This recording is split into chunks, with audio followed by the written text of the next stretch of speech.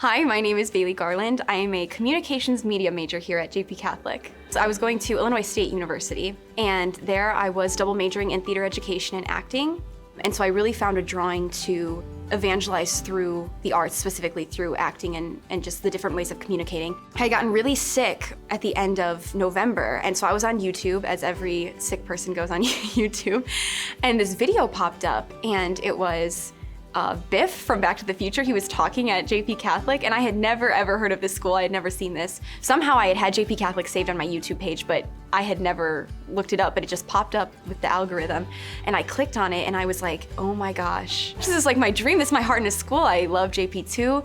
As I prayed and talked about my options, I had always wanted to double major in college, and I was double majoring at ISU, so I figured I would drop my second major, which was my education major, and complete my acting degree. And then I came out here to get a second degree in communications media. My education at JPCatholic has prepared me for this work in evangelization through simply the opportunities that we're given here to create, have conversations with our peers, and beautifully with our professors. In more of a new evangelization sense, faculty and staff of JPCatholic have really prepared me to have the courage to step out into the world and say, I am Catholic, I am proud to be Catholic, and I want to share the love of Jesus that he has given me. JP2's letter to artists really resonates with me. Just there are so many beautiful golden nuggets of wisdom. There's a particular quotation. The artist has a divine spark and a call not to waste this talent, but to develop it and to put it at the service of his neighbor and of humanity as a whole. That really pierced my heart. And I just thought, we are given the eyes and the mind and the heart to be able to say, Lord, I see you in this thing, and I want to show others that you are also in this thing. The radio show came about because my first quarter here at JPCatholic, I was in a Dr. Connolly class. He was teaching entrepreneurial thinking, and he had asked me if I'd ever been interested in radio. I said, not directly, but I've always loved doing audio dramas. That was one of my favorite things in high school to do, was radio shows. And in my essay to come to JPCatholic, I had written how I really felt called to continue doing radio shows. And he had said, well, we have this opportunity. We wanted to collaborate with JP2 Catholic Radio, which is a local San Diego radio station, but we've just been looking for the right person. And so I was like, oh, absolutely. Sounds like something I would like to do.